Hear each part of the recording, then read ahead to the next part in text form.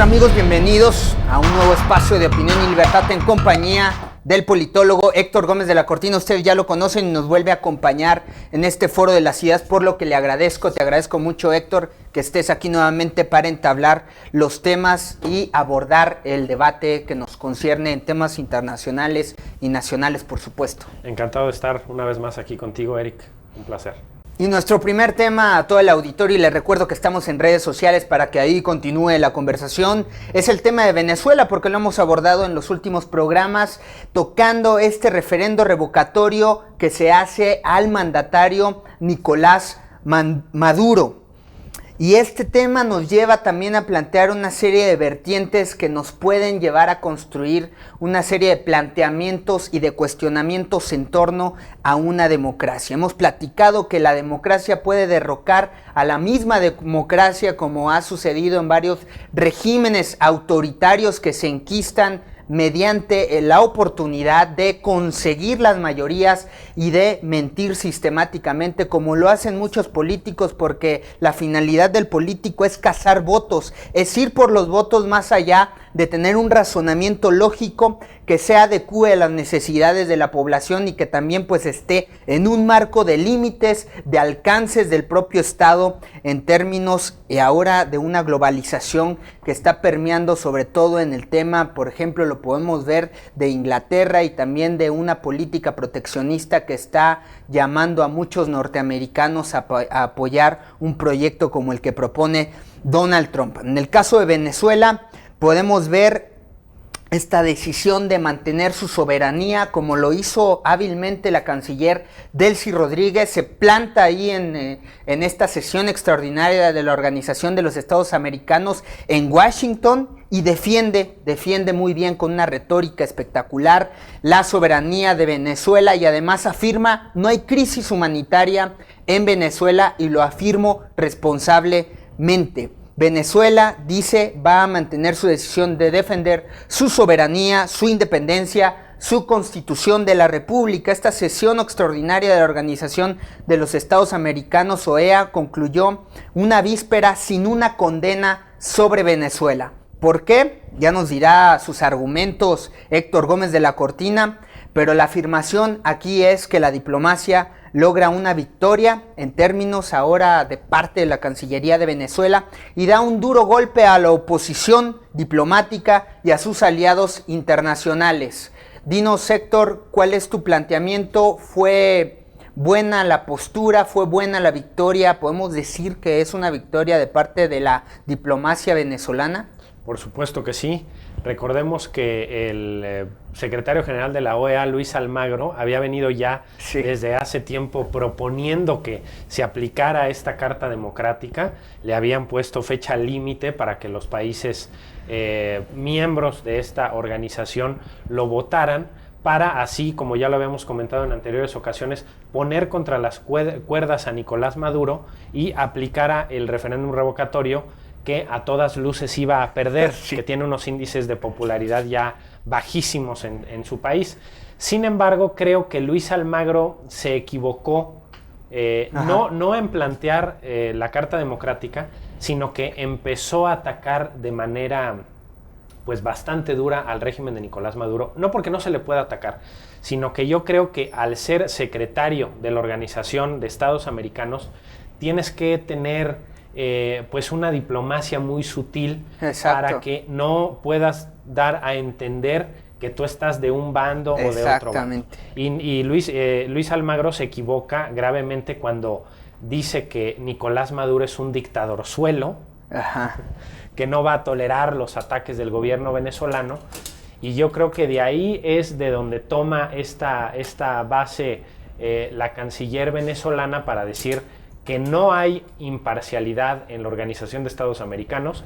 Menciona muy puntualmente a Luis Almagro, diciendo que lo que intenta dar es un golpe de Estado para que los intereses externos se apoderen de Venezuela, que viene siendo también parte de este discurso antiimperialista, sí. Pero creo que ahí hubo un error grave de Luis Almagro al mencionar a Nicolás Maduro como un dictador suelo, que bueno, más allá de que si pueda ser o no pueda ser un dictador suelo, creo que como secretario general de la Organización de Estados Americanos tienes que guardar cordura, tienes que guardar compostura y te tienes que manejar en lo que es políticamente correcto. Exacto, atendieron con responsabilidad este llamado, este ejercicio diplomático, este ejercicio de utilizar la palabra en favor de construir, pero también señaló graves situaciones que acontecen en el mundo y donde la Organización de los Estados Americanos no ha tomado una responsabilidad seria, una responsabilidad contundente para erradicar temas en violaciones de los derechos humanos.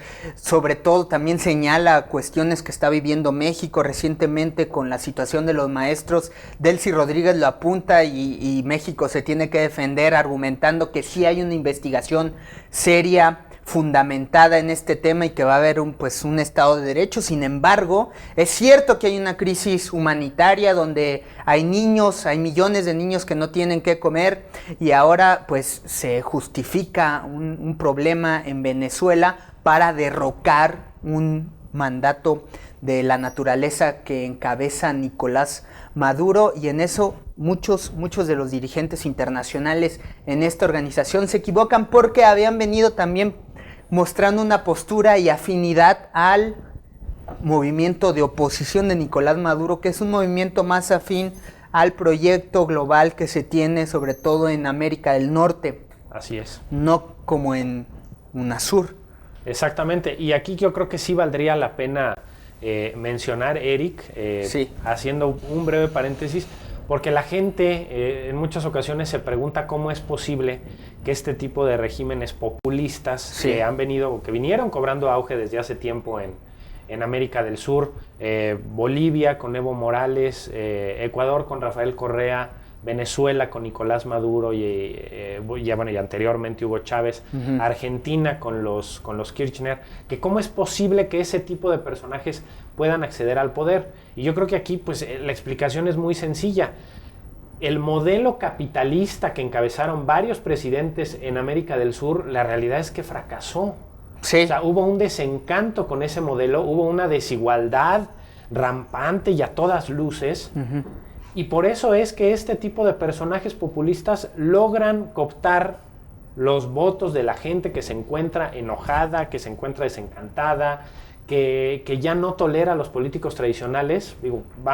Vayamos al ejemplo de México con Andrés Manuel López Obrador. Él es, digamos, el modelo de este tipo de gobernantes. Uh-huh. ¿Por qué tienen éxito en estos países? Pues porque hubo gobernantes del modelo capitalista que la realidad es que no supieron distribuir de una manera equitativa la riqueza. Ajá. Entonces, es lógico que este tipo de candidatos, que este tipo de políticos lograran un auge en América del Sur y en Centroamérica. Pero también, oye, ¿no? pero sí han dado ciertos resultados. Ciertos resultados. Hasta... O sea, Evo Morales sí erradicó bastantes millones de pobres. Sí, pero... En Brasil, Lula da Silva. Pero lo de Brasil fue un espejismo. O sea, es decir, logran erradicar... Pero estuvo en el foco internacional y sea como sea, sí obtuvo el reconocimiento. Brasil se vendió sobre muy bien. Estos logros de erradicar una gran... Bien. Eso hay que reconocerlo. Tuvo un boom de crecimiento económico muy importante que le permite candidatearse primero para el Mundial y luego para las Olimpiadas. Sí, pero donde vino mucha corrupción, por supuesto. Sí, descubrimos después que hay una corrupción pavorosa, sí, en Brasil, que la presidente Dilma Rousseff miente, maquilla ciertas cifras de crecimiento, sí, para engañar a la población. Pero y eso bueno, le cuesta el derrocamiento. Pero es una lucha de proyectos sociales, económicos, como lo que pasó en Argentina, Y Macri acabó resultando uno de los principales personajes en los Panama Papers. Bueno, es que Mauricio Macri es un empresario de toda la vida. Yo me acuerdo de él. Sí, pero estamos viendo que su economía de Boca Juniors se basaba en lavar dinero. Ahí. Sí, indudablemente. Bueno, es que, Eric, si nos ponemos a buscar a políticos impolutos, pues probablemente no los encontremos nunca jamás, ¿no? Pero sí, lo mencionaste bien, es una lucha de proyectos, sí. Pero lo que sí es una realidad, lo que estamos viendo actualmente es que el modelo populista en América del Sur está cayendo poco a poco. Pues ya no sé si es bueno utilizar el término populista, se está agotando, o más bien el modelo de estar proponiendo un estado de bienestar, una base de derechos sociales para la gente, pues que a lo mejor es muy ambicioso y muy contraproducente contra la evaluación que tiene que tener pues todo costo, proyecto, beneficio. Es que yo estoy convencido que se necesitan partidos de izquierda poderosos, partidos de izquierda fuertes, que se necesitan modelos socialdemócratas muy bien establecidos, pero en lo que han caído gobiernos como el de Venezuela, como el de Ecuador, es en excesos totalmente muy marcados. Tú los puedes ver, por ejemplo, cuando a ellos los meten a la cárcel, cuando algún dirigente de izquierda lo meten a la cárcel, se trata de represión, se trata de coacción a la libertad de expresión. Pero cuando ellos toman el poder y meten a la cárcel a sus opositores, no, pues es que los metieron a la cárcel porque son enemigos de la revolución, porque están en contra de un proyecto político nacional. Estamos de las mismas dos situaciones. Exactamente, entonces yo creo que hay que encontrar ocurre la misma represión en los dos proyectos, ¿no? Sí, pero tenemos que encontrar un equilibrio, Eric, o sea, no se puede seguir, no se puede continuar con un modelo represor en un partido, un movimiento de socialdemócrata, pero progresista, sea fuerte, que pueda ser contrapeso para el modelo capitalista, pero también que si él llega a ganar, que si él llega a establecerse en el poder, una, no se quiera perpetuar, y dos, no quiera ver a todos sus opositores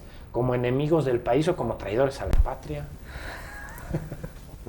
Efectivamente, pero concluyendo esto, ha sido una victoria, una defensa muy importante que ha ocurrido en la diplomacia por parte de Venezuela.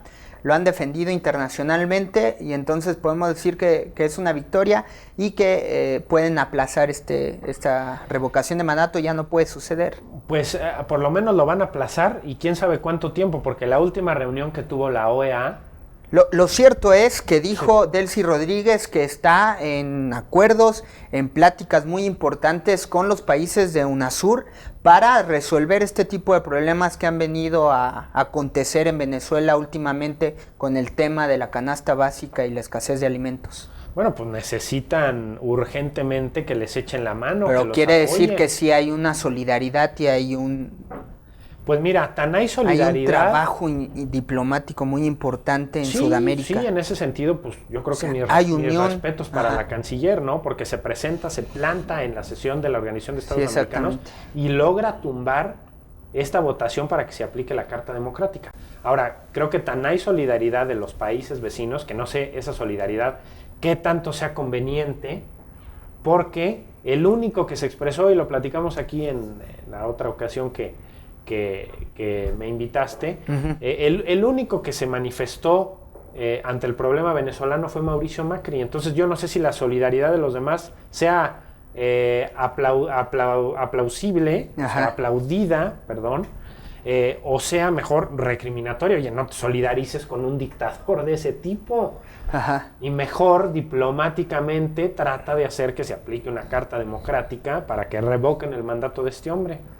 Ahora, también me da que pensar el hecho de que Barack Obama ya envió a un representante suyo que fue recibido por Nicolás Maduro para tratar de resolver esta crisis, para tratar de establecer lazos, nuevamente lazos cordiales con el gobierno de Washington. Entonces, bueno, eso creo que es una señal para pensar que Nicolás Maduro se va a quedar un tiempo más en el poder. Exactamente, usted tiene la última palabra. Vamos a un corte y regresamos aquí a Opinión y Libertad. Y recuerde que puede continuar la conversación a través de las nuevas tecnologías.